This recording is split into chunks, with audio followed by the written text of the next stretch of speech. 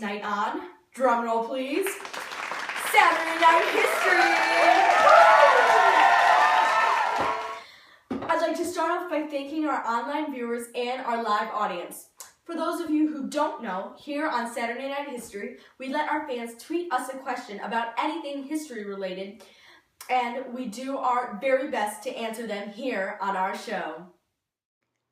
Last week we got so many tweets. Thank you! It was so hard to choose. You all asked such good questions. However, I am very happy with our choice and I cannot wait to show you what we have planned. We chose the question submitted by @hockeyplayer203, so I would like to invite him to the stage. Hello, young man. What is your name? Nicholas Fitzsimmons. Give it up for Nicholas, ladies and gentlemen. Yeah! Now, last week, you asked a great question. Can you tell the audience what it was? How did they come up with the Constitution? Oh, you're too cute. He asked, how did they come up with the Constitution? Well, Nicholas, let's see if we can answer your question. Believe it or not, the constitutional system that we've been living under for over 200 years wasn't America's first attempt at self-governance. I know, right? The first government set up by the Continental Congress was called the Articles of Confederation, and they were, simply said, lousy. The problem with the Articles of Confederation was that there was no central government. It was more a loose alliance of states than an independent nation. Under the Articles of Confederation, there was no executive or judicial branch. In other words, there was no Supreme Court and no president, so a committee of states had all the power.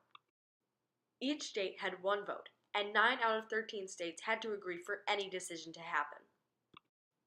So, it sounds reasonable, because if you remember, the colonies had just defeated a tyrant, aka Great Britain, and they didn't want to replace it with another. With a weak government, and with the power in the hands of the states and people, it's almost impossible for tyranny to occur. Also, the Articles could declare war, make peace, and sign treaties, which is basically all they needed to declare war on England. They also organized the Northwest into 5 states and established land ordinance in those 5 states, which is the process of splitting up land and selling it. So, the Articles don't seem half bad. They were totally working, right? Wrong. There were some major problems with the Articles of Confederation. One was that Congress couldn't draft people into the military. In fact, they couldn't reach the citizens at all unless through the states. Also, Congress couldn't settle disputes between states, and each state could have its own currency. It was almost as if each state was its own nation. Remember how I said that it took 9 out of 13 states to agree in order to make decisions? Well, with all the states' different ideas and needs, it was almost impossible to get anything done.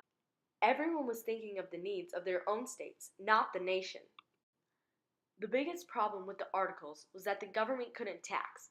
The country was in massive debt from the war, and it was hard to get money because in order to be taxed, states had to do it individually.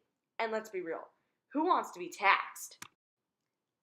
Eventually, in 1786 and 1787, the problem was so bad in Massachusetts that a group of farmers rose up and protested state enforcement of tax. They would capture and harass supporters of the state government. They were named Shays' Rebellion after a former captain of the Continental Army, Daniel Shay. Eventually, the rebellion was stopped by the government, but the damage had been done. It scared a lot of politicians. Many asked themselves, my state could be the next. Shays' Rebellion influenced a lot of future discussions about revising the Articles. Finally, a few states took the initiative and set up a convention in Annapolis to discuss the Articles of Confederation. At the Annapolis Convention, 5 states sent 12 delegates to specifically discuss the limiting trade barriers caused by the Articles. Knowing that they couldn't amend the Articles with consent of only 5 states, they called for a larger meeting in Philadelphia. This meeting would be known as the Constitutional Convention. At this meeting, they would decide on possibly most important document in America today. Now, Nicholas, here's where we start to answer your question. This is when they came up with the Constitution. This is the room where it happened.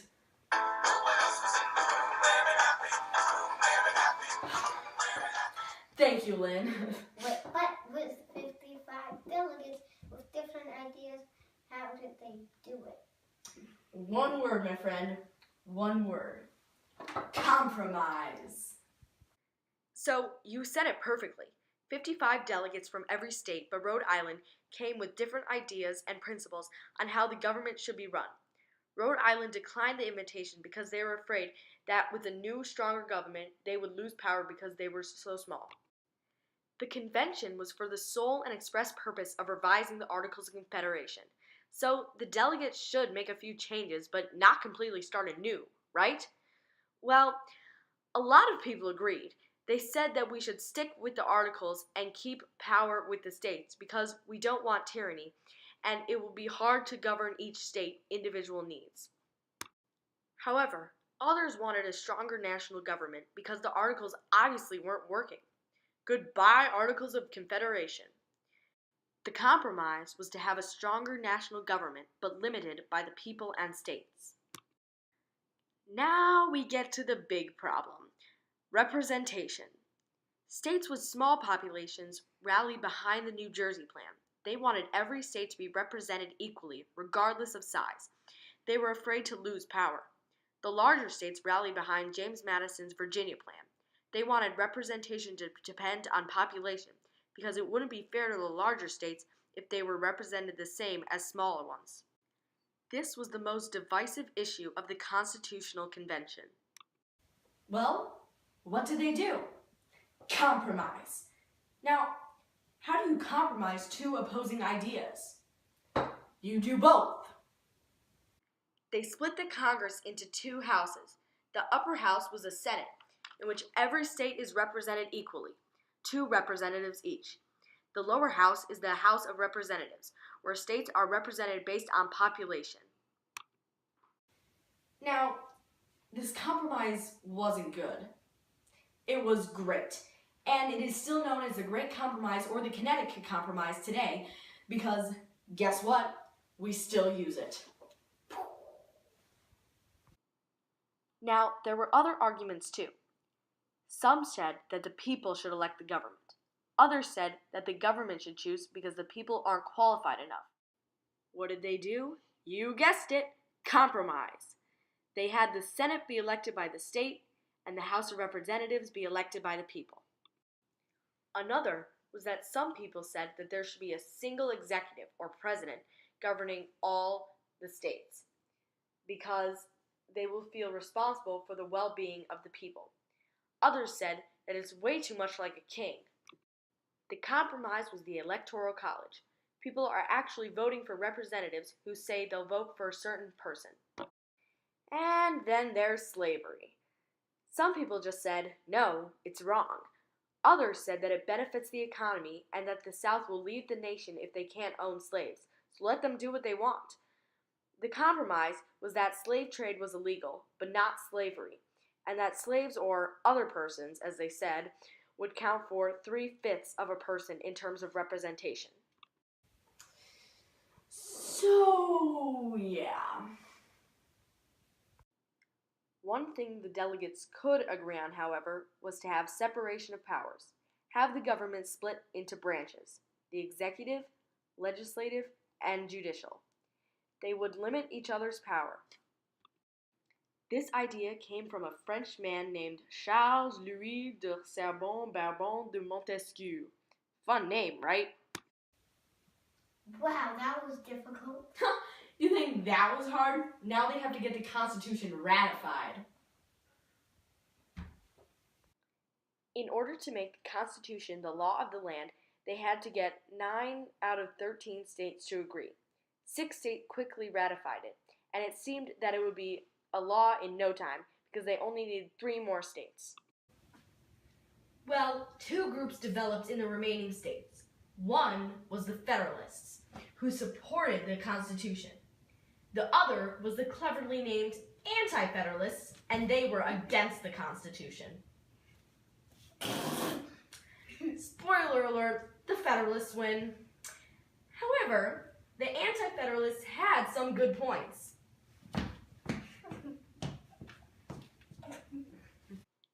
They pointed out that the convention was just supposed to amend the articles, not completely abandon them.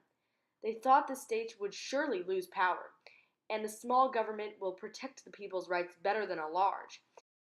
It'll be tyranny all over again. Their biggest argument was that there was no Bill of Rights. They argued that without one, there will definitely be tyranny, and they need something to protect the people's rights. The Federalists didn't want a Bill of Rights because they thought that by listing them, you limit them.